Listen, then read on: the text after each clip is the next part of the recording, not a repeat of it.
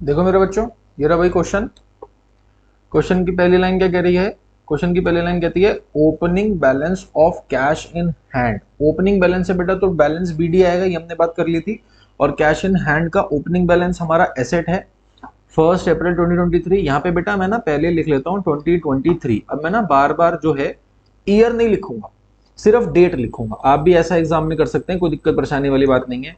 तो भैया 1 अप्रैल को हमें बैलेंस गिवन है, opening balance of cash in hand, तो मैं यहां लिख देता हूं टू बैलेंस बीडी। कैश में भैया मेरे पास बैलेंस है 1 लाख। ठीक है। नेक्स्ट मेरे को क्या गिवन है 1 अप्रैल में, यहां पर 1 अप्रैल में मेरे को बैलेंस गिवन है by opening balance of bank overdraft. बेटा जैसे अभी हमने पिछली वीडियो में डिस्कस किया था, आप उसको देख लें तभी इस पर आए। अगर इस पर डायरेक्टली आएंगे तो बात नहीं समझ आएगी।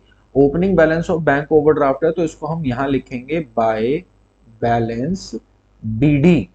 वहां पे आया टू, यहां पर आया बाय, क्यों? क्योंकि ये वाला बैलेंस हमारा एसेट है, इसलिए बेटा ये डेबिट साइड पर आ रहा है। और ये वाला बैलेंस हमारा लाइबिलिटी है, इसीलिए ये सीधा सीधा क्रेडिट साइड पर आएगा। तो बैंक में यहां पर हमने अपना बैलेंस लिख दिया 5 लाख। क्लियर? ठीक है, इन दोनों को हम पोस्ट कर चुके। फिर लिखा है सोल्ड गुड्स अप्रैल 2 को, तो हम ये मान के चलेंगे हमने सामान बेचा और भैया हमें कैश मिल गया।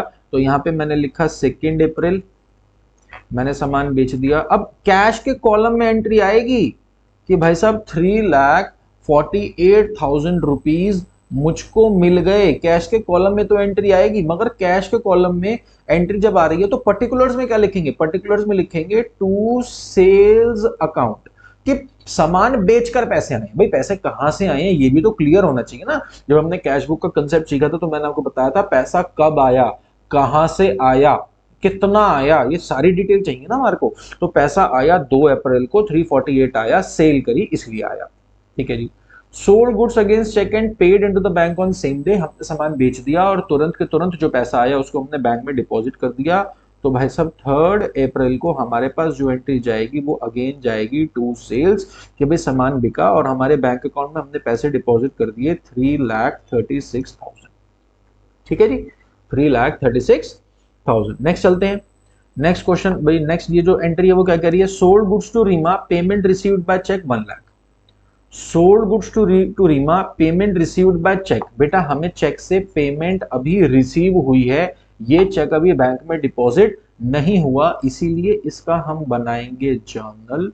और जर्नल में हम ऐसे लिखेंगे क्लियर कि जी April 5 की ये जर्नल रिकॉर्ड होनी है कि हमने रीमा को सामान बेचा और हमें चेक मिला।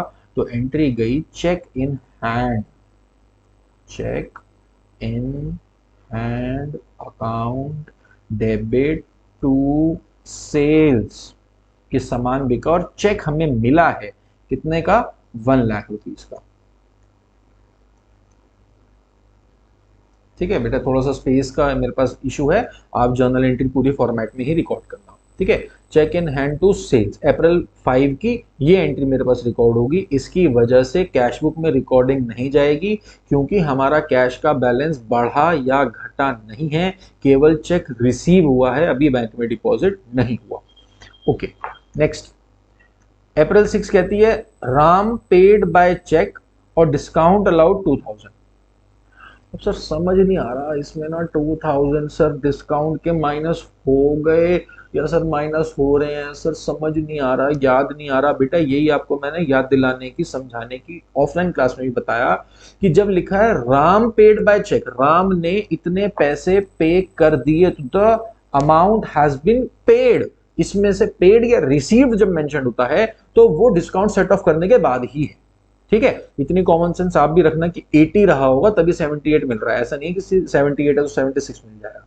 ठीक है, ग्राउंड फिगर में ही 99% आपके क्वेश्चन आते हैं। तो ये है कि भैया डिस्काउंट अलाउड अगर 2,000 है तो इसको हम जर्नल में रिकॉर्ड करेंगे, और जो 78,000 का चेक मिल गया, अब क्वेश्चन में हमें आगे पढ़ना पड़ेगा कि राम का चेक ये कब भाई डिपॉजिट हुआ। ठीक है, आगे अब ये मेरे पास जो क्वेश्चन है इसमें देखते हैं राम का चेक डिपॉजिट होने के बारे में क्या बात है।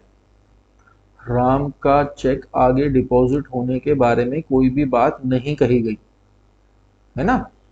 चेक रिसीव फ्रॉम सुरेश है। राम के चेक के बारे में कोई भी बात नहीं कही गई, तो बेटा इसको हम ये मान लेंगे कि ये चेक आज ही मिला और आज ही बैंक में डिपॉजिट भी हो गया। सर हम नहीं खेल रहे बेटा, खेलना है नहीं, पढ़ना है। ध्यान से सुनो ना, देखो मैंने आपको जो वीडियो 1 दी थी ना, कैश बुक की पार्ट 1, उसमें आपको ये वाली बात समझाई थी। जिस बच्चे को रिवाइज करनी है, नहीं समझ आई, या अब इस पॉइंट में डाउट है, वो समझ लो कि भैया एक होता है चेक रिसीव्ड एंड डिपॉजिटेड, मिला और तुरंत ही बैंक में डिपॉजिट हो गया, इसकी पहली एंट्री जाती है ये जो मैंने लिखी है बैंक टू एक्स, कि बैंक बैलेंस बढ़ जाएगा। दूसरी बात है चेक मिला मगर अभी बैंक में डिपॉजिट नहीं हुआ, जैसे अभी मैंने किया, चेक मिला तो मैंने उसका जर्नल रिकॉर्ड करा, अभी उसकी वजह से बैंक बैलेंस को इंपैक्ट नहीं डाला, मगर जब ये चेक डिपॉजिट होगा तो बैंक बैलेंस पे इफेक्ट जाएगा। ठीक है, अब पता कैसे पड़ेगा कि केस नंबर 1 है या 2 है या 3 है, कि सर हुआ क्या है? तो बेटा इसके लिए हमें चेक करना पड़ता है क्वेश्चन। देखो चेक से रिलेटेड बात को जरा और अच्छे से समझने की कोशिश करो। अगर रिसीव्ड की डेट मेंशन्ड है तो हम क्या करेंगे? Look for date of deposit, look for date of deposit. Received की डेट मेंशन्ड है तो डिपॉजिट की डेट ढूंढो। हो क्या सकता है? या तो डिपॉजिट की डेट मेंशन्ड होगी या फिर डिपॉजिट की डेट मेंशन्ड नहीं होगी। अगर नॉट मेंशन्ड, डिपॉजिट की डेट अलग से मेंशन्ड नहीं है, तो हम मान लेंगे कि ये हुआ है रिसीव्ड एंड डिपॉजिटेड। डिपॉजिट की डेट अलग से मेंशन नहीं है तो मान लेंगे आज ही रिसीव हुआ और आज ही भाई डिपॉजिट भी कर दिया। और अगर डिपॉजिट की डेट अलग से मेंशन्ड है, मेंशन्ड सेपरेटली, तो हम क्या मानेंगे कि अभी हुआ है रिसीव और प्लस लेटर डेट पे हमने उसको करना है डिपॉजिट। ठीक है, अभी हुआ है रिसीव कहने का मतलब चेक इन हैंड का यूज होगा और लेटर जब ये डिपॉजिट हो जाएगा तो एंट्री जाएगी bank to cheque in hand. ठीक है, उम्मीद है मेरे बच्चों और ज्यादा अच्छे तरीके से अब आपको ये कंसेप्ट समझ आ गया होगा और आज के बाद कैश बुक में चेक के मुद्दे में तो आप नहीं फंसने वाले हैं। चलिए जी इधर आते हैं। राम पेड बाय चेक, तो हम ये मानेंगे तुरंत की तुरंत भैया हमने डिपॉजिट कर दिया है, राम से पैसा मिला है तो हम लिखेंगे टू राम। बेटा ये पीछे अकाउंट वगैरह लिख देना, इतनी छोटी छोटी बातें मुझसे ये मत कहना कि सर अकाउंट नहीं लिखा था। ठीक है भैया, बैंक में हमने 78 बढ़ा दिए, राम से पैसे मिले 6 अप्रैल को। ओके, अब डिस्काउंट अलाउड, इसकी बेटा जर्नल रिकॉर्ड करके दिखानी पड़ेगी। देखिए जरा, अप्रैल 6 में भैया हमें चेक के रिसीव्ड के एंट्री नहीं देंगे, हम सिर्फ डिस्काउंट के देंगे। तो डिस्काउंट हमने अलाउ करा तो ये बेटा हमारे लिए एक्सपेंस हो गया, तो एंट्री जाएगी discount allowed account debit to Ram, कि भैया राम को हमने 2000 रुपए का जो है 2000 रुपए का जो है हमने उसे डिस्काउंट दे दिया है। क्या गया यहाँ पे रिकॉर्ड करना बच्चों, वो देख लेते हैं। हमारे पास यहाँ पे रह गया कि भैया ये जो रीमास चेक डिपॉजिटेड इनटू बैंक है, तो बेटा जब ये रीमा का चेक मेरे पास बैंक में डिपॉजिट हो जाएगा जो अप्रैल 5 को मिला था, तो मैं यहाँ पर बैंक का बैलेंस बढ़ा दूंगा। कितने से बढ़ाऊंगा भाई? से कितने का चेक मिला था मेरे को? 1 लाख रुपए का, तो यहाँ पे मैंने लिख दिया 1 लाख। और रीमा का चेक मैंने डिपॉजिट करा अप्रैल 6 को, तो 6 अप्रैल ही आएगा यहाँ पर। और यहाँ पे देखो रीमा का नाम नहीं लिखा जाएगा, यहाँ पे लिखा जाएगा टू चेक्स इन हैंड या टू चेक इन हैंड। ठीक है, कि ये जो मेरे पास चेक इन हैंड था आज इसको फाइनली मैंने डिपॉजिट कर दिया। आओ आगे चलते हैं। अप्रैल 6 के बाद ये रहा भैया भाई अप्रैल 7, क्या कह रहा है अप्रैल 7 कहता है bought goods from Rahul paid him by cheque. ठीक है भैया, हमने सामान खरीद लिया, तो यहाँ पे मैंने लिख लिया 7 अप्रैल की भैया क्या है, हमने सामान खरीद लिया है तो हम लिखेंगे बाय परचेजेस। चेक से पेमेंट करी है तो यहाँ पे कम हो गया 44,800। Salaries paid to staff by cheque, तो ये भी भैया 7 अप्रैल की है। आप यहाँ पे डेट नहीं भी लिखेंगे तो भी चलेगा क्योंकि ऊपर एक ही डेट चल रही है। आप यहाँ लिखेंगे बाय सैलरीज, हमने पेमेंट करी है, कितनी सैलरी पे कर दी भैया? 2,20,000। ठीक है जी, next deposited in bank. Logical लो बात, ये तो समझाना रह गया। डिपॉजिटेड इन बैंक और विड्रॉन फ्रॉम बैंक, कॉन्ट्रा का कंसेप्ट देखिए मेरे बच्चों। इधर जर्नल कैश बुक रिकॉर्ड करते करते बेटा कुछ ट्रांजैक्शंस ऐसी होती हैं जो कैश बुक के डेबिट और क्रेडिट बोथ साइड्स पर आती हैं। जो कैश बुक के डेबिट और क्रेडिट बोथ साइड्स पर आती हैं। सर ऐसा क्यों, ऐसा कैसे? बेटा अब ना इसका एग्जाम्पल समझते हैं। हुआ क्या, आपने कर लिया कैश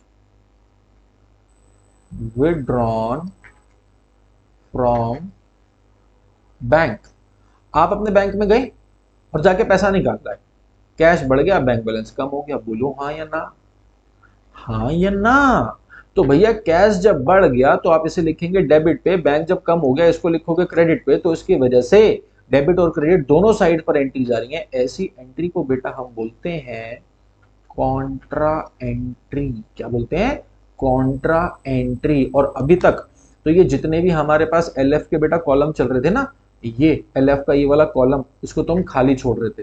ये कैश बुक का format, date particular LF cash bank, date particular LF cash bank. अभी तक अब ये जो सॉल्यूशन मैंने अभी आपको डील करके दिया, इसके अंदर एलएफ में अभी मैंने ब्लैंक छोड़ा, कुछ भी नहीं लिखा।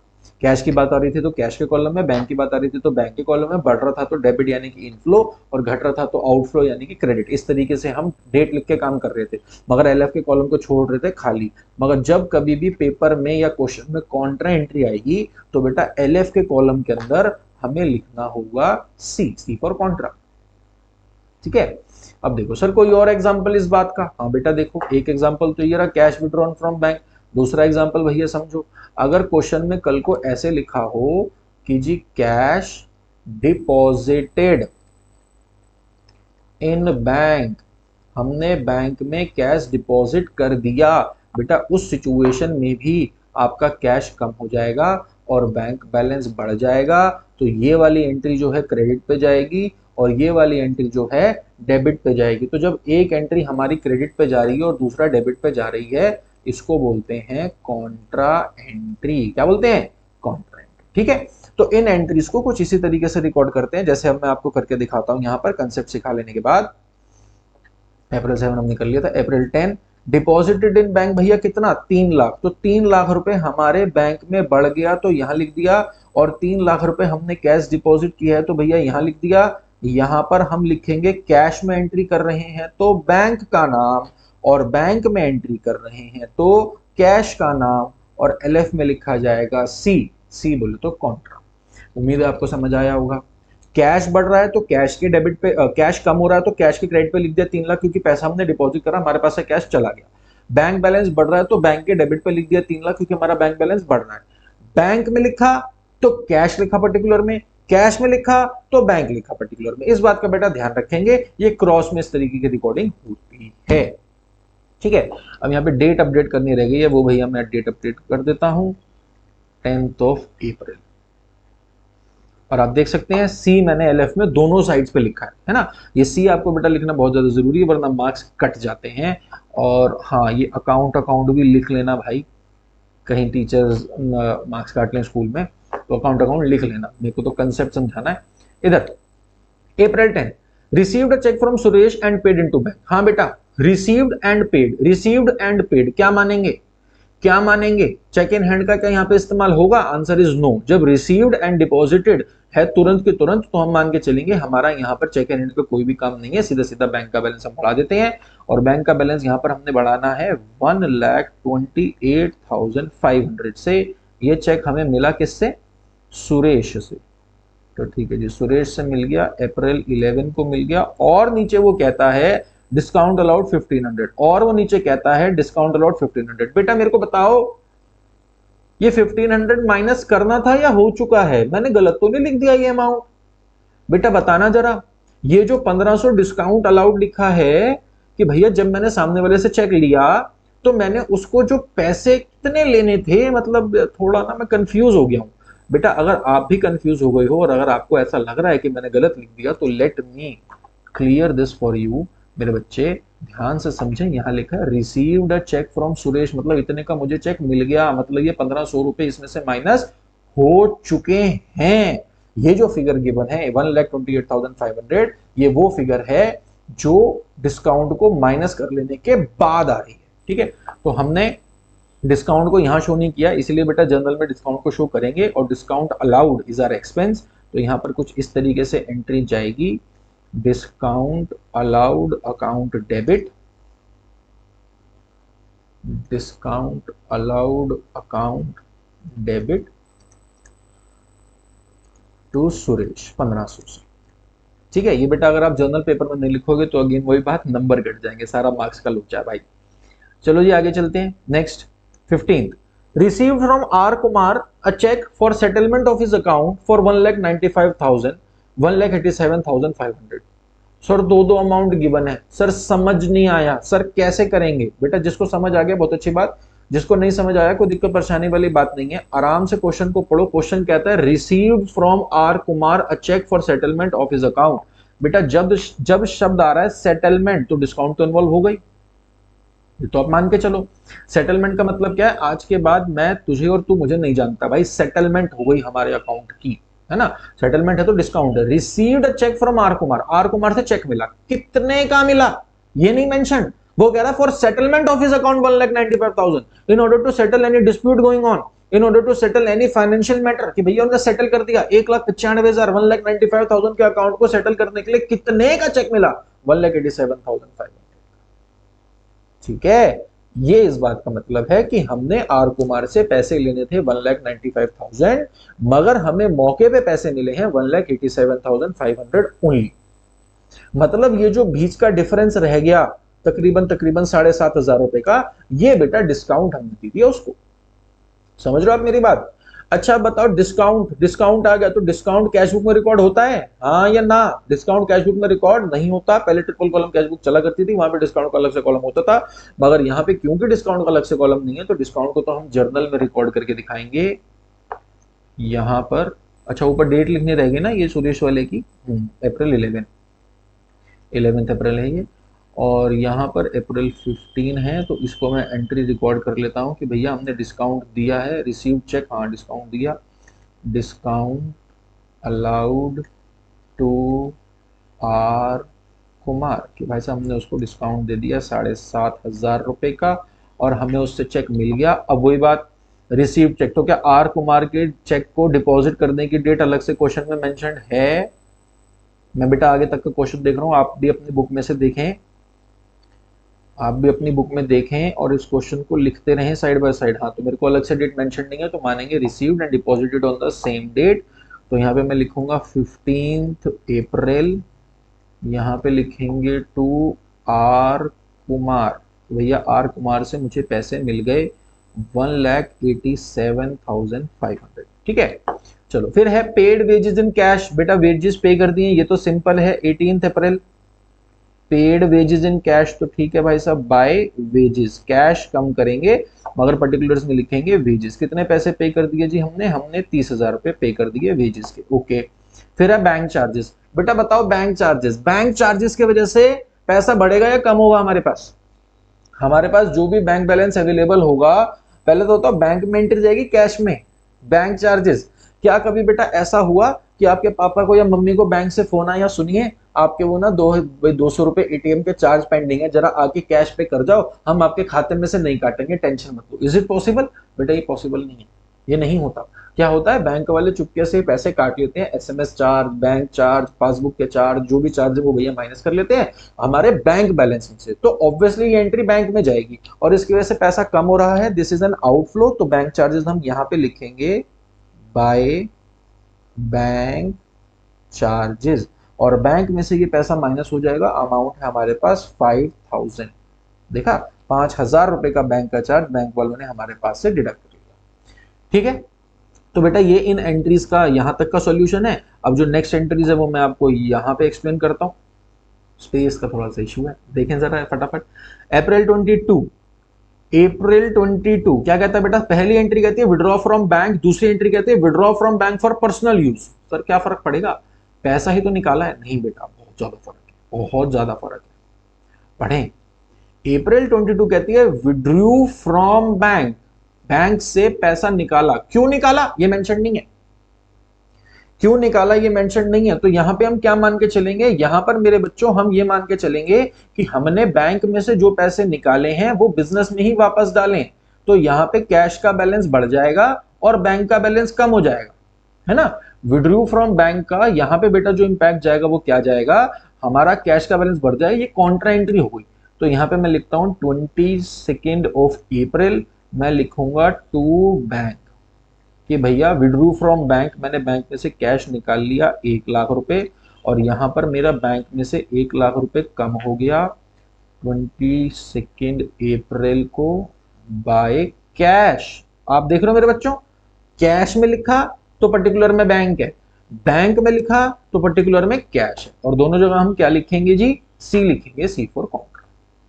ठीक है, ये हो गई एंट्री। अब वो कहता है withdrew from bank for personal use, ये तो बेटा ड्राइंग है, ये तो ड्राइंग है, उम्मीद है ये आपको पता ही होगा। तो भैया 22 अप्रैल में हमने करी है ड्राइंग्स, तो यहाँ पर आ गया जी बाय ड्राइंग्स। यहाँ पे काउंटर लिखने की आवश्यकता नहीं है, क्योंकि इसकी वजह से हमारा कैश बैलेंस बिजनेस का बढ़ा भी नहीं। ठीक है जी, paid electricity bill by cheque, तो बेटा यहाँ पर आ गया 25 अप्रैल चेक से पे करी है, तो बाय इलेक्ट्रिसिटी बिल, कितने का बिल है मेरे भाई, 31,500, ये हमने पेमेंट कर दी। Issued a cheque to Sudha as advance for purchase of house of Gurman. Sir ये गुरमन कौन है, बेटा क्वेश्चन की पहली लाइन में लिखा था कि गुरमन ओनर है ना, और यहां पे उसने कह दिया घर खरीदने के लिए। तो अगेन ये क्या है मेरे बच्चों, ड्राइंग है। क्या है, ड्राइंग, क्योंकि ये पैसा भी ओनर के घर के लिए जा रहा है, तो बाय ड्राइंग्स। कितना पैसा चला गया भाई साहब, 2 लाख रुपए हमारे पास से चले गए हैं।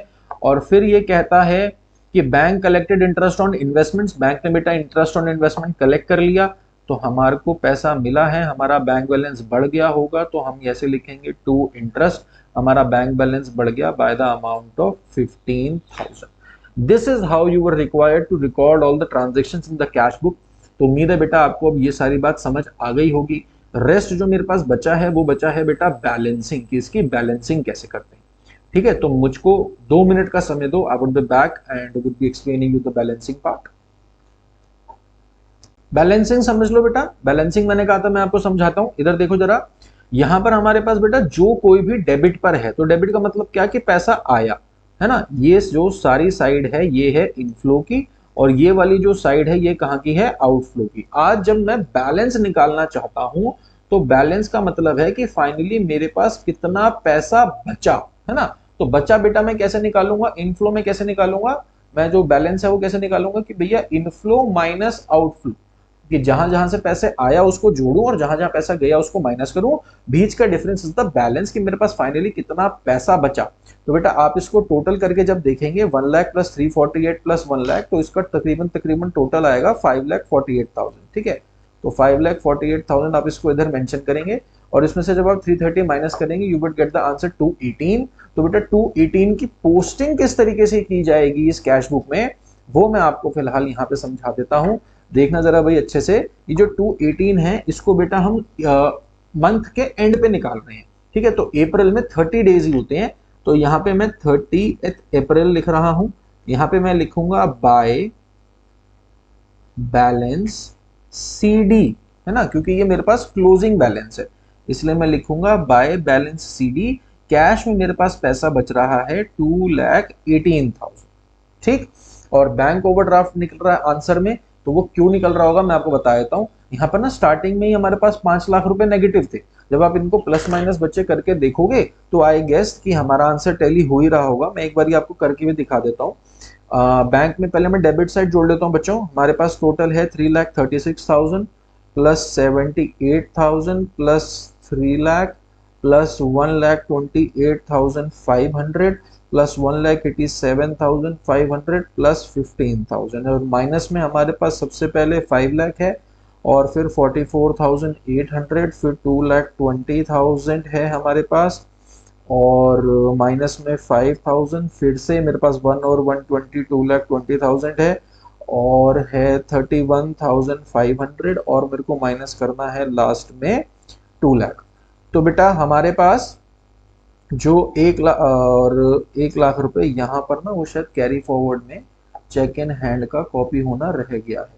तो भैया टू चेक इन हैंड वाला जो 1 लाख रुपए रीमा का चेक डिपॉजिट हुआ था, आपने बेटा साइमल्टेनियसली लिखा होगा, मैं आपको दिखा भी देता हूँ। ये रहा, ये चेक इन हैंड 1 लाख रुपए, ये कट करना रह गया था इसलिए वहां पे नहीं आ रहा था, बट अब यहाँ पर जब ये आ जाएगा तो आप देख सकते हैं कि हमारे पास जो बैलेंस बच रहा है वो बेटा यही बच रहा है 76,300।